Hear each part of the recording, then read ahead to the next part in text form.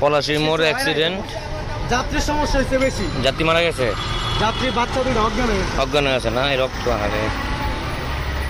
এই গাড়িটা এসে মেরে দিয়েছে এই সিএনজি দিকে।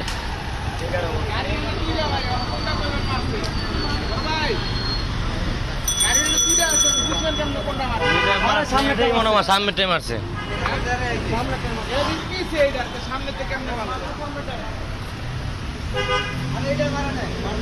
ঈদের দ্বিতীয় দিন তো সিটি কর্পোরেশন গাড়ি এসে ধাক্কা মেরে দিয়ে তাকে উল্টায় দিল একবারে। সাথে আমাদের পুলিশ বিভাগ আছে, সামনে থেকে উল্টা গেছিল মেবি মনে হয়, উল্টা উল্টা। হ্যাঁ